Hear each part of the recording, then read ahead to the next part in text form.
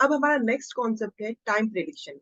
अब इस सिस्टम को समझने और जानने से पहले आपको पांचों तत्व के बारे में पता होना चाहिए। मैंने आपको पांचों तत्व के बारे में एक्सप्लेन कर दिया है, तो वो आपको क्लियर हो गया होगा। आज मैं एक बार फिर से क्लियर करती हूँ आपको। सबसे पहला एलिमेंट है स्पेस एलिमेंट, यानी कि मेजर अरकाना का कार्ड। मेजर अरकाना का कार्ड स्पेस एलिमेंट को कहा जाता है। उसके बाद आ जाते हैं हम अर्थ एलिमेंट, यानी कि ये पेंटिकल्स का कार्ड जो है वो अर्थ एलिमेंट को रिप्रेजेंट करता है। इसके बाद आते हैं वॉन्ड्स का कार्ड, यानी कि ये फायर का कार्ड है, फायर एलिमेंट। अब यहाँ पे ये स्वर्ड्स का कार्ड है, यानी कि एयर एलिमेंट। और ये कप्स का कार्ड है, यानी कि वाटर एलिमेंट। तो ये सारे एलिमेंट्स को हमें पता होना चाहिए कि कौन सा कार्ड किस एलिमेंट को रिप्रेजेंट करता है। अब सबसे पहले हमें ये समझना है कि जो विंड है, वायु है, उसकी गति सबसे तेज होती है। यानी कि जब भी टाइम प्रिडिक्शन में स्वर्ड्स का कार्ड आएगा तो ये विंड, यानी कि जो काम है वो बहुत जल्दी हो जाएगा। इसके बाद आते हैं, इसके बाद फायर, यानी कि अग्नि। तो जब भी ये कार्ड आता है तो वायु से थोड़ा स्लो, यानी कि टाइम इसका होगा कंपेरेटिवली थोड़ा सा ज्यादा समय लगेगा अकॉर्डिंग टू विंड से। अब यहाँ पे आते हैं पानी। पानी का भाव जो होता है वो अग्नि और वायु की कंपेरेटिवली थोड़ा सा स्लो होता है। तो अगेन इसका जो टाइम होगा वो अग्नि से थोड़ा सा और ज्यादा लगेगा, यानी कि वॉन्ड्स के कार्ड में थोड़ा सा और ज्यादा समय लगेगा। अब आते हैं अर्थ, यानी कि जो स्टेबल होती है, जो बिल्कुल मूव नहीं करती है। तो इसका जब कार्ड आएगा तो इसमें कुछ अधिक कुछ ज्यादा समय लग सकता है। अब स्पेस एलिमेंट है, तो स्पेस एलिमेंट यानी कि मेजर अरकाना का जब भी कार्ड आएगा तो ये जिस तरह का आप एफर्ट डालोगे उतना ही वर्क करोगे, उतना ही टाइम लगेगा। यानी कि जितनी आप इसमें एफर्ट डालोगे, जितनी आप मेहनत करोगे, उसी के अकॉर्डिंग आपका वो काम बनेगा। अब इसके अंदर ही कहा जाता है कि ऊपर जो नंबर लिखे हुए हैं उसको भी हमें समझना है। अब एग्जाम्पल के लिए अगर हम स्पीड की बात कर रहे हैं तो जैसे स्वर्ड्स, यानी कि स्वर्ड्स जो है वो डेज को रिप्रेजेंट करेगा। इन जनरल ये डेज को रिप्रेजेंट करेगा, तो डेज के अंदर काम हो जाएगा।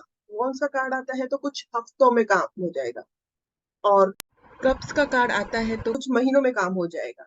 और पेंटाकल्स का कार्ड आता है तो कुछ सालों में काम होगा, यानी कि इसमें साल लग सकते हैं।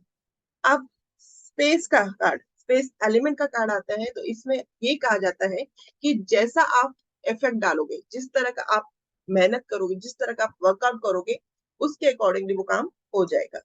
इसी तरह से मान लीजिए कोई 18 या 19 साल का लड़का या लड़की के माँ बाप के साथ में आए हैं और उसे पूछ रहे हैं कि इसकी शादी कब होगी, और स्वर्ड्स का कार्ड आ जाए तो यहाँ इसका मतलब ये नहीं है कि कुछ दिनों में होगी, इसका मतलब ये है कि अर्ली एज में, यानी कि जल्दी ही इसकी शादी हो जाएगी। इस तरह से अर्थ का एलिमेंट कार्ड आ जाता है, अर्थ एलिमेंट का कार्ड आता है तो इसमें लगता है कि शादी में इसमें कहते हैं हम शादी में थोड़ी डिले हो सकती है। तो हमें यहाँ पे ध्यान रखना है कि किस तरह से हमें आंसर देना है। स्वर्स का कार्ड ये बताता है कि बहुत जल्दी, तो बहुत जल्दी का मतलब यहाँ पे ये नहीं है कि एक दो दिन में, इसमें हमें अर्ली एज ही कहेंगे। अब जब वॉन्ड्स का कार्ड आता है तो ये भी जल्दी का ही बताता है, क्योंकि विंड से यानी कि स्वर्ड से थोड़ा सा लेट, तो इसमें भी हम अर्ली मैरिज कह सकते हैं। अब कप में आता है तो कप अकॉर्डिंग टू वॉन्ड्स के थोड़ा सा और लेट काम हो जाएगा, ये बताता है। अर्थ एलिमेंट का कार्ड आता है तो थोड़ा सा डिले बताता है। तो टाइम प्लेस कंडीशन को हमने बहुत जरा ज्यादा वैल्यू देनी है और इस चीज को हमें अच्छे से समझ। अब यहाँ पे एक एग्जाम्पल लेते हैं। कोई 12-13 साल, 15 साल की उम्र में जनरली पूछ लेता है कि बच्चों की शादी के बारे में, और आप ये सोचा कि स्वर्ड्स को देख के आपने कहा कि स्वर्ड्स का कार्ड आ गया और वो भी 1 एज का आ गया, यानी कि एक दिन में हो जाएगी, तो ये आपकी प्रेडिक्शन गलत हो जाएगी। तो आपको देश काल पात्र देखना बहुत जरूरी है। किसी गांव में जा रहे हो तो कंपेरेटिव बहुत जल्दी शादियां हो जाती है, और जितने ही पढ़े लिखे गांव में जाओगे, जैसे जैसे आगे जाओगे, वहां पे बहुत डिले मैरिज होती है। तो जनरली एज वहां पे होती है, जो जनरली एज होती है उसके अकॉर्डिंगली आपको प्रिडिक्शन करनी होगी। अब इसके बाद फिर से समझते हैं एक बार। जितने भी फोर कार्ड है, यानी कि एस का कार्ड, पेज का कार्ड, नाइट का कार्ड, किंग का कार्ड, क्वीन का कार्ड, तो ये नंबर वन को रिप्रेजेंट करता है। यानी कि अगर डे का कार्ड है, यानी कि स्वर्ड्स का कार्ड आ गया तो वन डे। अगर किंग का कार्ड आ जाए, नाइट का कार्ड आ जाए, पेज का कार्ड आ जाए, एस का कार्ड आ जाए, तो वो वन डे। और टू ऑफ स्वर्ड्स आ गया तो 2 डेज, थ्री ऑफ स्वर्ड्स आ गया तो 3 डेज। अब इसी तरह से वॉन्ड्स का कार्ड आ गया तो वो वीक को रिप्रेजेंट करता है, यानी कि एस ऑफ वॉन्ड्स का कार्ड आ गया तो वो 1 वीक को रिप्रेजेंट करेगा। किंग ऑफ वॉन्ड्स का कार्ड आ गया तो 1 वीक को रिप्रेजेंट करेगा। नाइट ऑफ क्वीन का कार्ड आ गया तो वन नाइट का कार्ड आ गया, क्वीन का कार्ड आ गया, या किंग ऑफ वॉन्ड्स का कार्ड आ गया तो 1 वीक को रिप्रेजेंट करेगा। अब मंथ की बारी आती है तो मंथ के लिए आता है कप। एस ऑफ कप का कार्ड आ गया तो वो 1 मंथ को रिप्रेजेंट करेगा।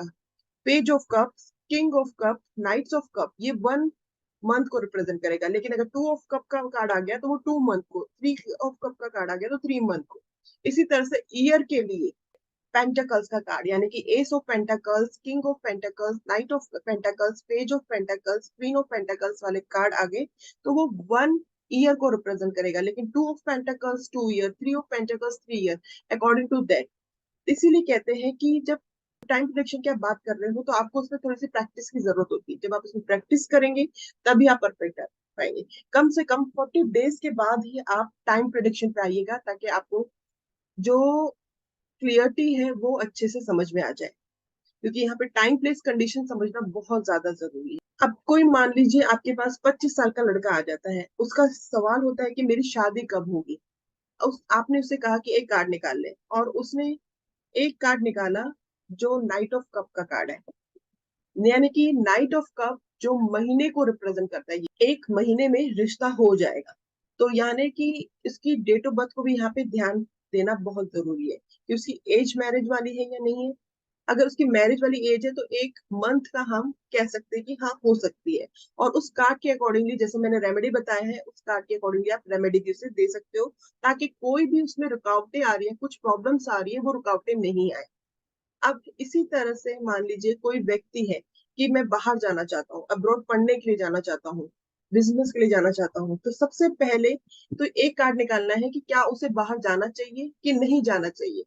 अब जब वो उसे कहेंगे कार्ड निकालने के लिए, अगर वो पॉजिटिव आया तो आप उसे कहेंगे कि बाहर जा सकते। अब दूसरा सवाल होता है कि कब तक जा पाऊंगा। तो दूसरा कार्ड जब निकालते हैं तो उसके अकॉर्डिंगली जो सा कार्ड आएगा, एलिमेंट के अकॉर्डिंगली, स्पेस के अकॉर्डिंगली, आप उसी तरह से टाइम प्रिडिक्शन के लिए आप बता सकते हैं और कार्ड के अकॉर्डिंगली प्रिडिक्शन कर सकते हैं। बाई चांस कार्ड ये प्रिडिक्शन कर दे कि अभी टाइम फेवरेबल नहीं है, तो आपने ये भी कहना है कि अभी टाइम फेवरेबल नहीं है, आपको थोड़ा सा रुकना पड़ेगा। आप, पहला क्वेश्चन था क्या मैं जा सकता हूँ बाहर, देन कब जा सकता हूँ। तो इस तरह से आपने क्वेश्चन पुट ऑन करना है, फ्रेम ऑफ क्वेश्चन आपने बना के रखना है।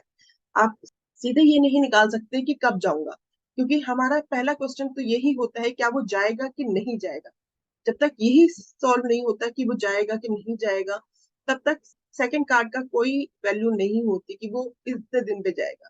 क्या पता सेकंड कार्ड जब आप निकाल रहे हो और पहला कार्ड तो वो जाने को मना ही कर रहा है। तो इसीलिए आपने पूरा एक फ्रेम ऑफ क्वेश्चन को डिजाइन करना होगा और फिर आपको इससे आंसर देना है।